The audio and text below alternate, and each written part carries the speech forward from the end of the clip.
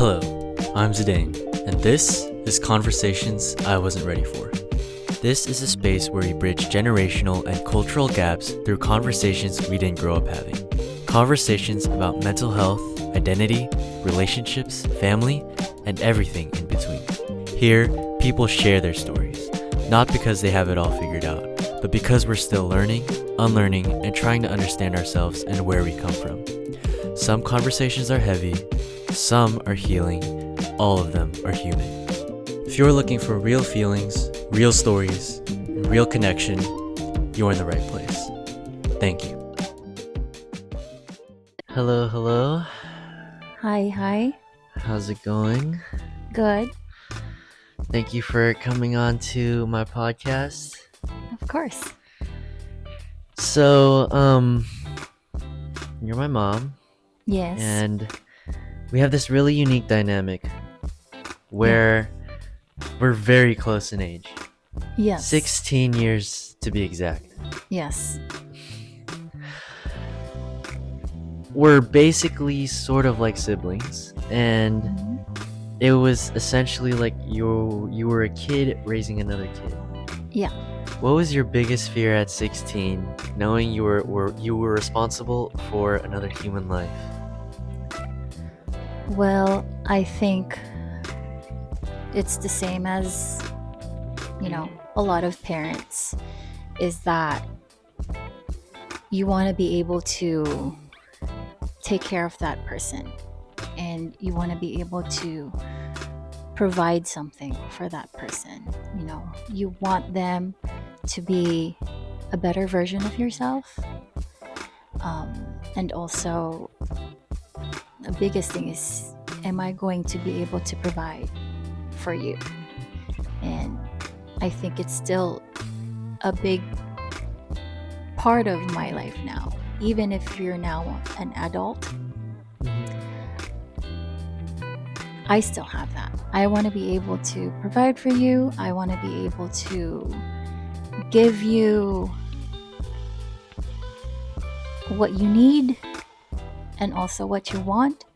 Not in the sense that I want to raise you as a materialistic person, but more so I want you to experience life different as to how I experienced it.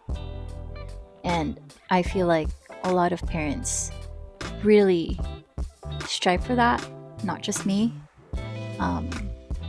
And it's still one of my goals. This is still one of my goals, to be able to give you that. And for you to, being 16 when I had you,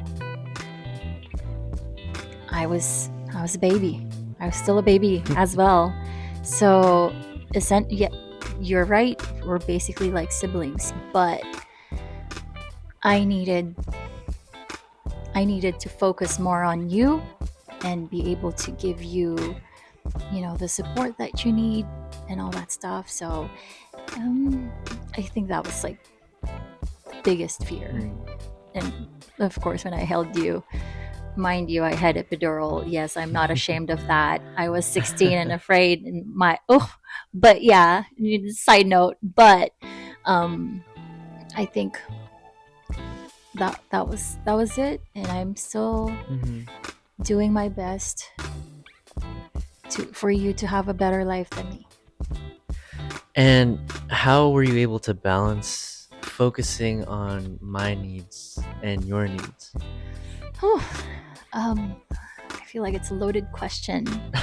In all honesty, I forgot about myself, right? I needed to basically,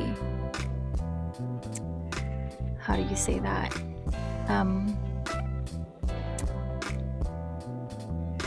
I don't want to say man up,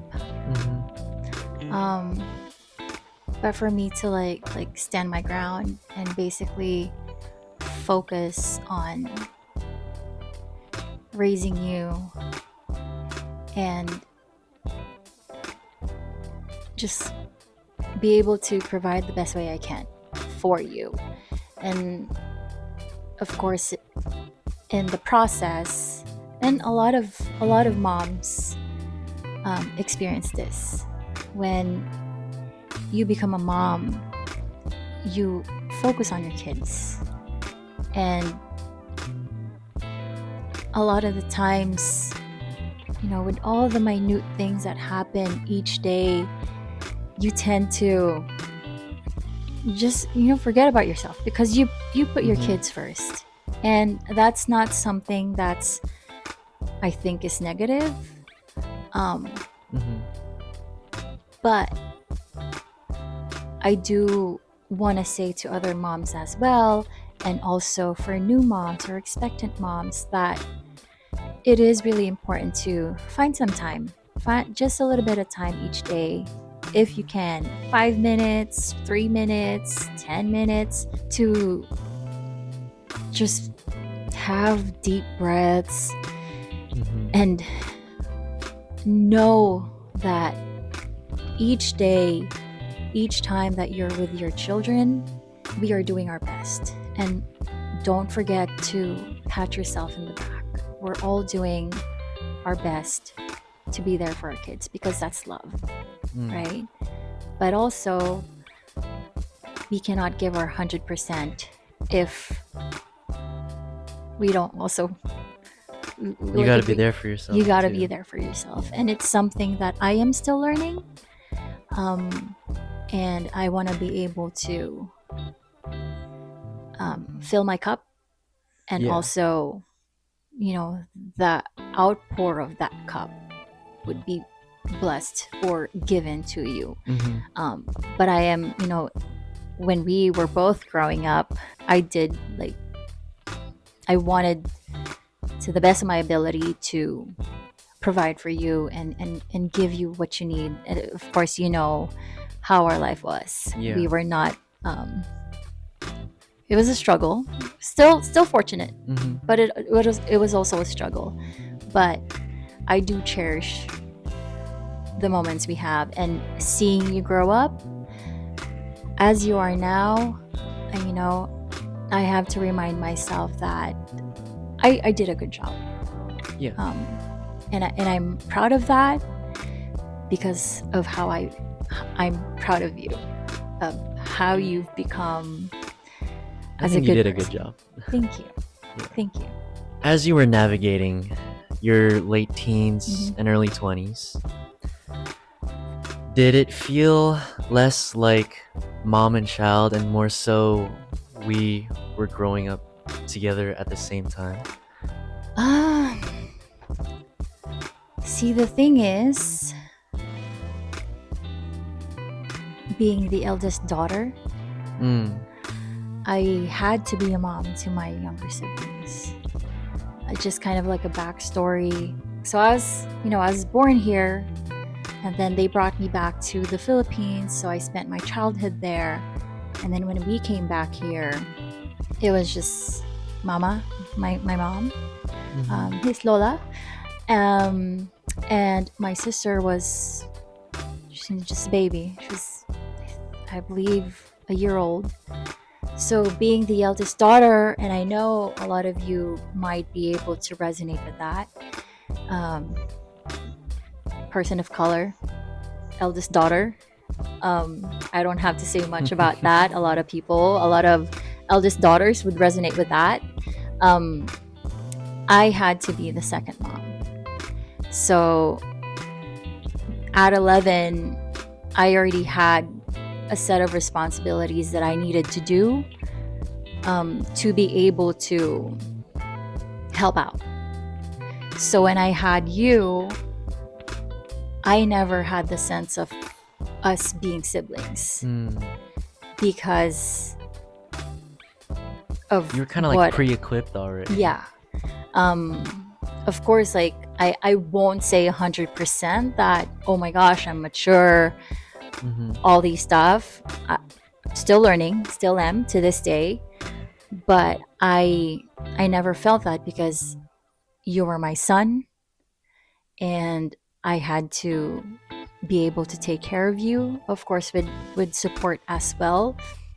But for the most part, I had to like I had to be the mom. I had to 100% to the best of my ability be the mom. So yeah, I never. And how did that feel? During the process and in hindsight? During the process, it was a struggle because for the most part I was still growing and I didn't even have time to figure out who I was, who I am, what are my strengths, what my weaknesses. But I enjoyed it. I You were given to me.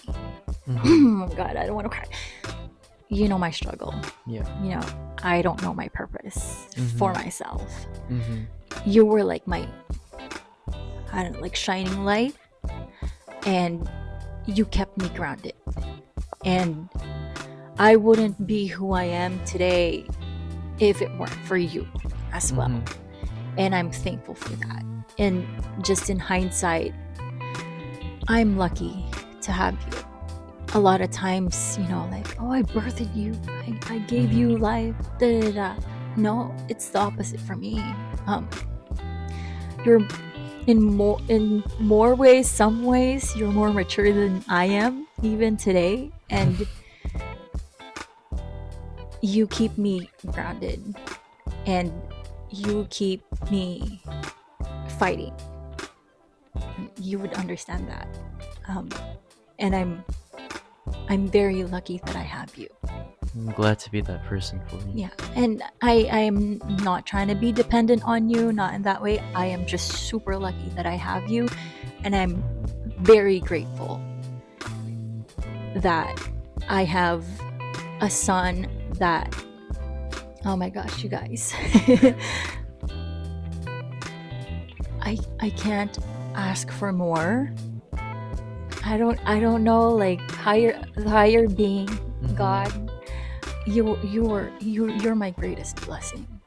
And maybe the version I've always wanted for myself, you have that, and I am just so proud of how you've become as a person. And I'm just, I guess, in hindsight, like, it is a struggle. It was a struggle, but it's all worth it.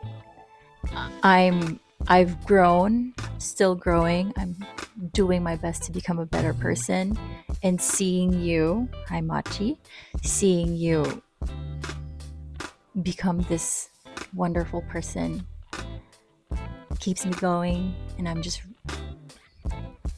point blank, just really lucky. It seems like you and also many other moms out there are very good at wearing a mask. Yeah. Was there a time where you were absolutely terrified or completely lost, but you had to look at younger me and pretend like everything was perfect or okay? I mean, I don't think I'm the best at putting a mask on. You would know that. Yeah. I wear my emotions on my sleeve, and that's like a double-edged sword. Yeah. I think right at the top of my head was your Cub Scout. Remember that? Yeah. So the Cub Scout camping, I don't remember, up north. We drove there, the two of us, to go camping with, you know, the Cub Scout. What are they called? Which ones? Are like a team? I don't know. Cub Scouts. Oh, okay. The troop. Yeah, Troops. Yeah. Troop. Okay. Yeah, troop. And we took a wrong turn at a private property, and guns were drawn.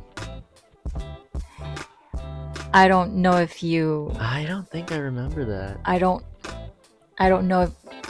I don't even know if you saw that. Yeah. But What did you feel in that moment?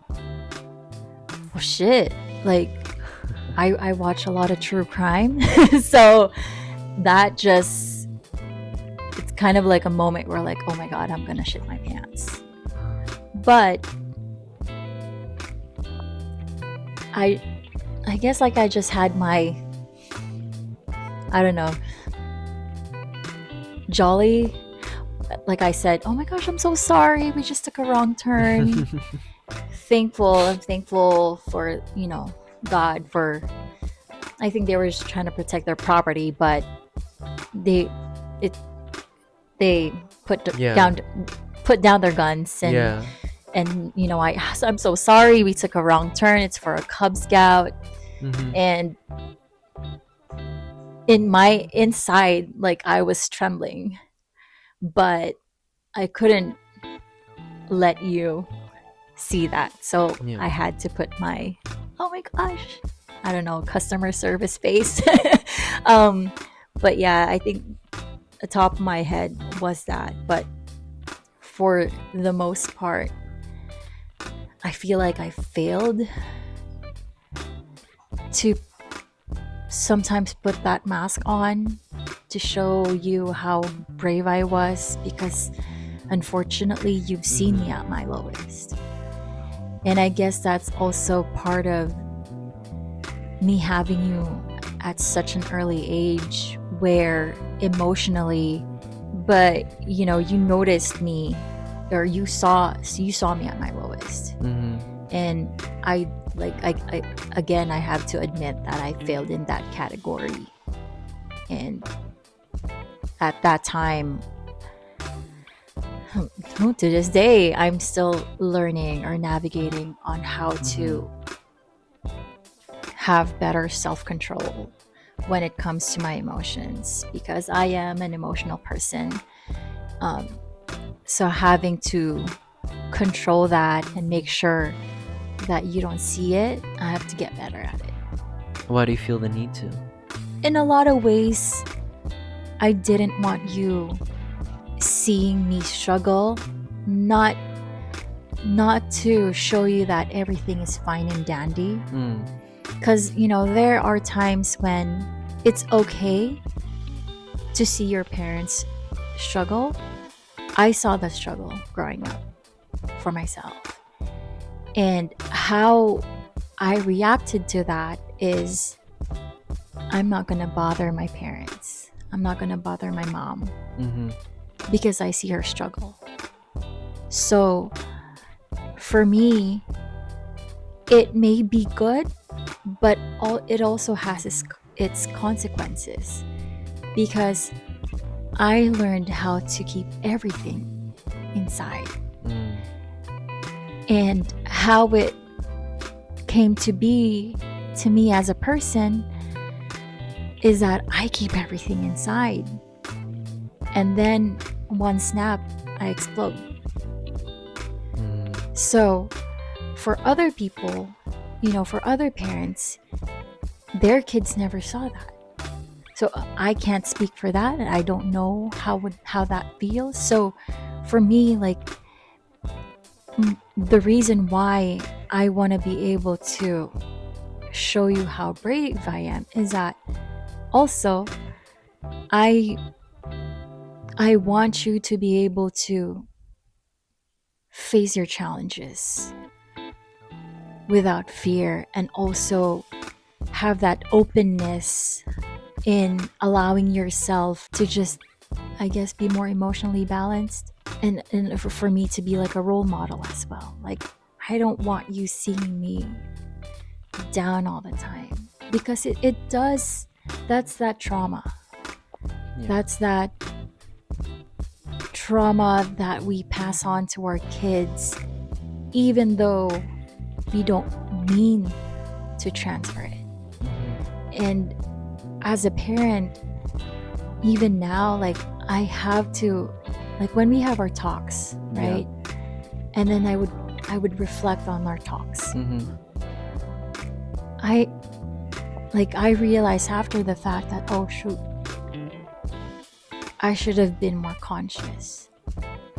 And as parents, and even you, like if you choose to be a parent, you always have to be conscious of your actions, because even with good intentions, there are unintended consequences, right?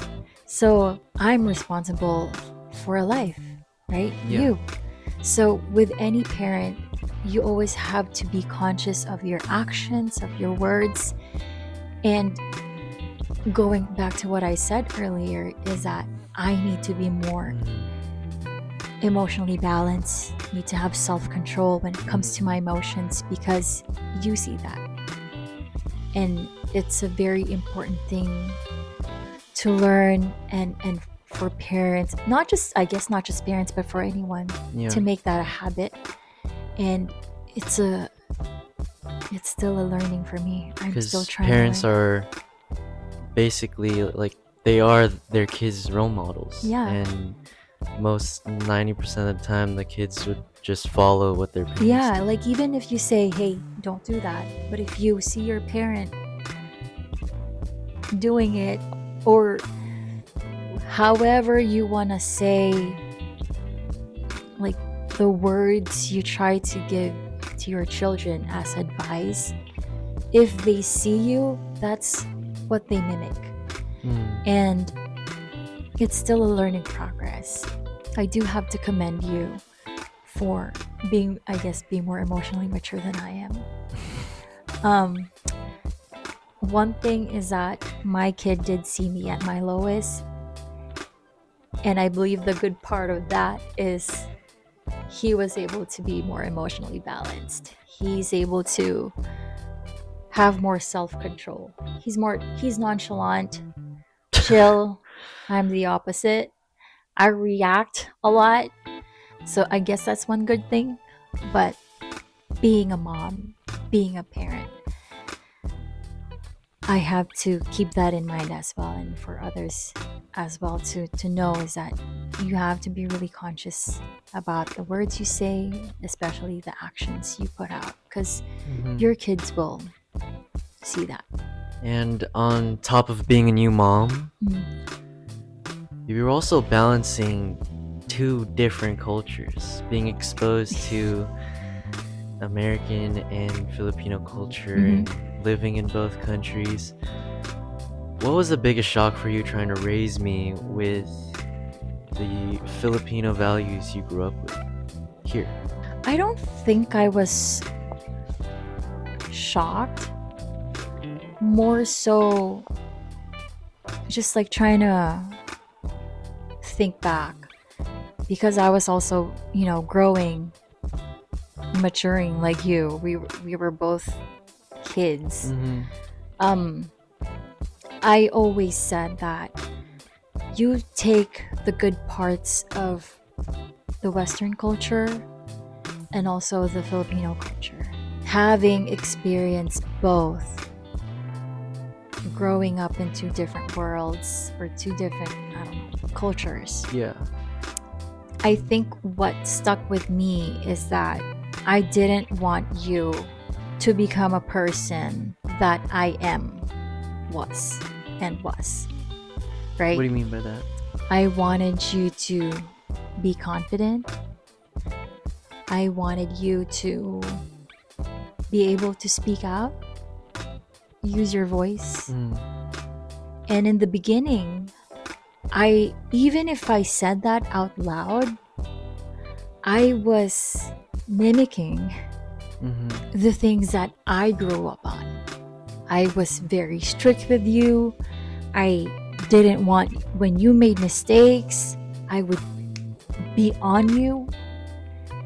And even if I wanted you to be the person that wasn't afraid to make mistakes, that culture that I grew up in, that if you make a mistake, you get scolded, you get spanked, you can't speak out or speak up.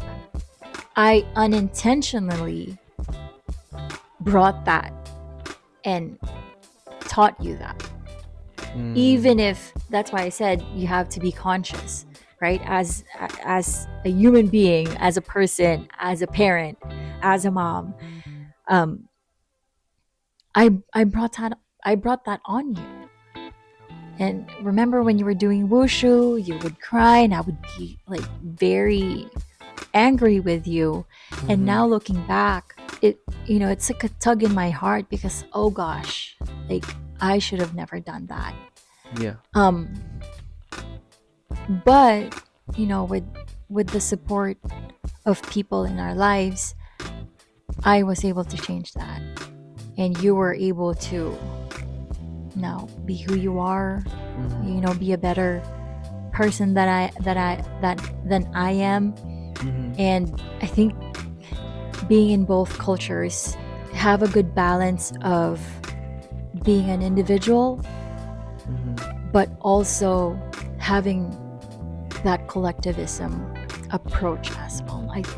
Like I said, take the good parts in both cultures, and it's still a learning progress, right? Also, I guess like one of the things that I wanted you to be able to learn is for you to just be able to be yourself. And one thing I don't want to take from the Filipino culture, or I don't know, like the Asian culture, or however you say it, is that you have to be your own person. And I just wanted you to not grow up as I did, because just speaking out, you get scolded, like I said earlier. I wanted you to be able to use your voice. And if you remember, like I would say that all the time, just use your voice, use your voice, and be able to allow people or let people know that, hey, this is me, this is what I'm capable of, or be able to even be accountable for the decisions you make. Because one thing that I struggled with is that I let people dim my light, right? Because you grow up in an Asian household, you do things that you want to try things, or let's say like you deviate from what your parents want you to do, something like that. Or you're out in public or doing something, and then they would say, "Hey, makarina yan." That's Kapampangan. Or in Tagalog, nakakaya yan, huwag mong gawin yan, huwag mong gagawan yan. Right? And what does that mean for English-speaking audience? Don't do that. That's embarrassing. It kind of like suppresses who you can be as a person. When you let people dim your light, even if they're unintentional about it, it's because that's how they grew up. A lot of the times, for myself, I cowered. I how do you say that? You tuck into your shell. Yeah. And because of how I grew up, and I don't know if that's like a Filipino thing or like an Asian thing, I started dimming my own light. So that's how the fear started overcoming me. Now I'm too shy. I'm too afraid to try. I was too afraid to risk. And it's still a lot of unlearning on my end, even to this day. So I did not want that for you. That's why I said, use your voice. Use your voice. And as you were growing up, Papa and we would have these difficult conversations because I didn't have that. I wasn't able to have difficult conversations with my mom because you can't speak out. You can speak up, right? You say something, you try to show or say how you're feeling, it's dismissed. And like I said earlier, I kept myself quiet. And that's something that I did not want for you. And I'm glad that you don't have that. And at the same time, being hyper individualistic, growing up in the West, it has some good things as well. But if you're highly individualistic, you focus more on you. So now we have to balance all of these different puzzle pieces together and take the good parts and have that balance so that you become a well-rounded person. Because I'm not saying, oh, the Western culture is bad or the Filipino Asian culture is bad. There are some good and bad things in everything. So I guess like what we've always tried to tell you is that take the good parts. We take the good parts, and that's what we try to embody. And having those difficult conversations as well sets you up for success in future relationships and friendships and because you become connections with more other people. emotionally mature. Yeah. And I that's why your podcast is conversations you've never had, because us growing up, we never had these types of deep talks. It was always like everyone's on survival mode, like no time for that, no time for this. It's always about like other things. And what does being on survival mode entail? What does that mean? I guess it's different for each person, but for me, it's like for a lot of people, especially if you're not financially stable, you're focused on working. You gotta you gotta put food on the table, you gotta be able to pay the bills and more other things, and it varies from person to person. But if you're just in that area, you don't have time to talk about other things, and no time for yourself either. No time for so it's a very difficult thing to process and balance, and I don't think anyone has had it figured out. Everyone is always learning, and it's not just like a parent thing, but it's for everyone. Like I've seen posts on social media where they're like, how do you balance everything? How do you having kids, having this, having that? I don't think anyone has it figured out. We just keep on moving. And a lot of moms, that's their survival, is to be able to I don't know, like it's part take of it day by day. The job description. And this is especially true for parents. That's why you have to be conscious when you want to start a family. That's why a lot of millennials or folks now don't want kids. It's because there are so many factors. Single people already have a hard time navigating life right now, especially with what's happening worldwide, right? I don't care wherever you are, it's not how it used to be, right? And now, like, if you want to start a family, unless you're like a billionaire or whatever, so much more expensive. It's so much more expensive. Like one. You can't be just one person and handle everything. It's very hard. It is very, very hard. So, like, if you want to start a family, you have to make that conscious decision, because it is damn hard. It is damn hard to be living right now. And a lot of people, that's why I said a lot of people are on survival mode, and even finding time for yourself is fucking hard. It is very hard. So I don't have a good answer for that. It's just you take it day by day. Try to be the best person that you can be each day, and make conscious decisions and be mindful.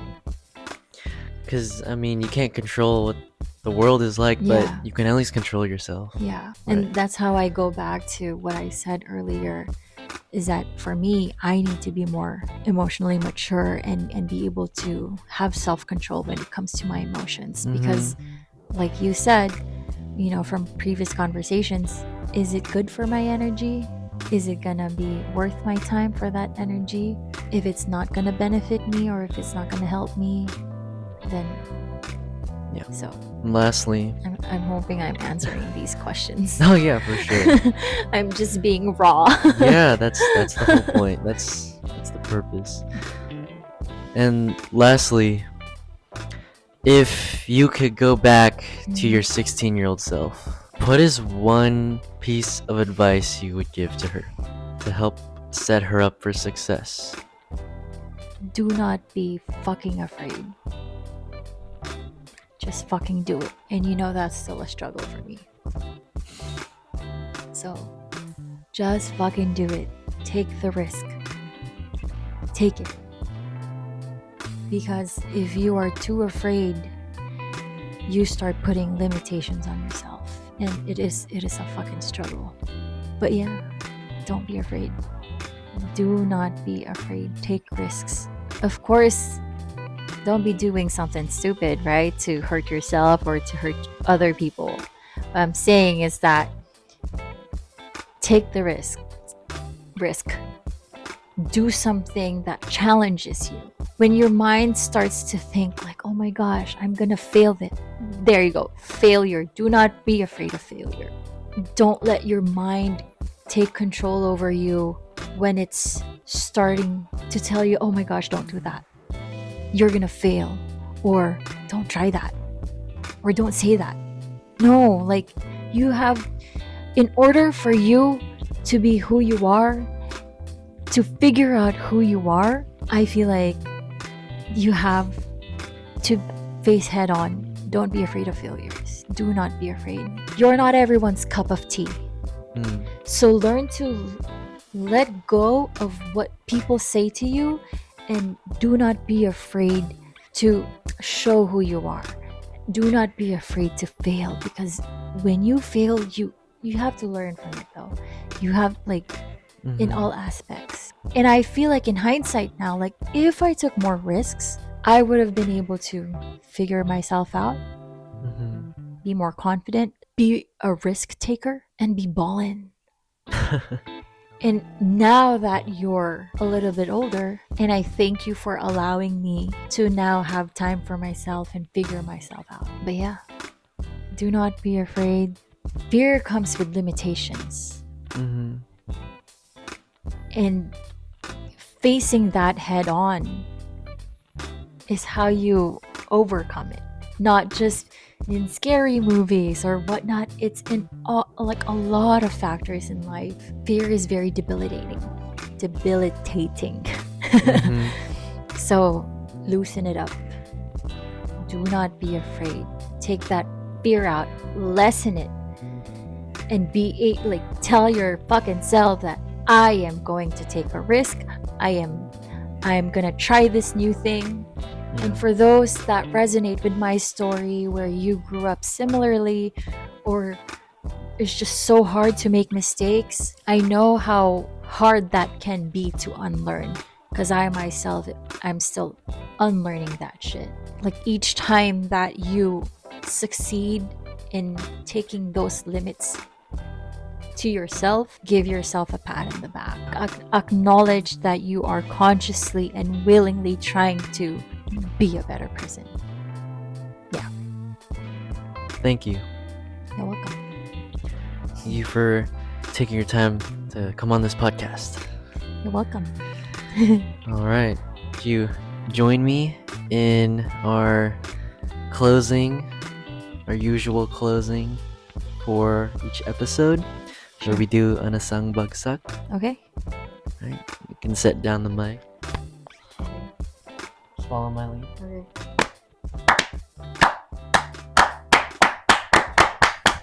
Asang bagsak.